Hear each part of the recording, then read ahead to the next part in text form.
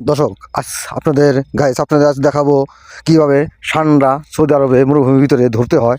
আজ আপনাদের তাই দেখাবো। এই দেখেন, এখন আমরা পানি নিয়ে ষান্ডার কাছে আসছি। ষান্ডার এই গর্তগুলো কীভাবে ষান্ডার গতভাবে থাকে গর্তে, ঠিক আছে, কোন গর্তে যাবে, কী আসে বিষয় সব কিছু আপনাদের বিস্তারিত দেখতে থাকেন।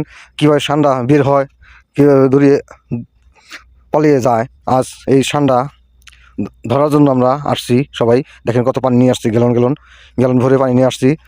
আস্তে আস্তে অন্ধকার হয়ে গেছে, ঠিক আছে, অন্ধকারে দেখা যাচ্ছে না তেমন। দর্শক, আপনাদের দেখানোর চেষ্টা করতেছি, আপনার খেয়াল করুন। একটু পরে এই পানি ঢালা হবে। এই যে এখন ধরে দেখতেছে কী অবস্থা, কী আসে বিষয় আছে। মাটিটা একটু ছাপ করতেছে নিচে, এই তো পানি ঢালা শুরু হয়ে গেছে। এখন দেখেন কীভাবে ষান্ডা বের হয়।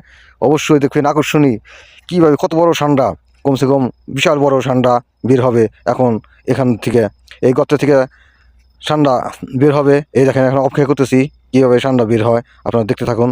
দেখেন, একটু পরে দেখতেন, এই দেখেন ষান্ডার বাচ্চা, ঠিক আছে, এই ষান্ডার বাচ্চারা বের হয়েছে এটার ভিতর থেকে।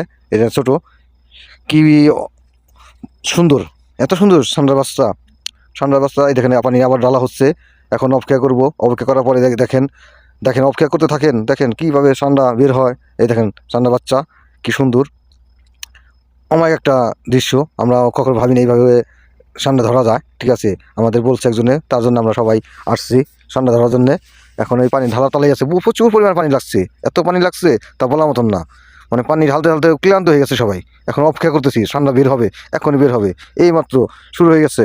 সবাই অপেক্ষা করতে কীভাবে ষান্ডা বের হবে, ঠিক আছে, এই ষান্ডা বের হবে এখনই। ধৈর্য ধরেন সবাই, অবশ্যই আপনারা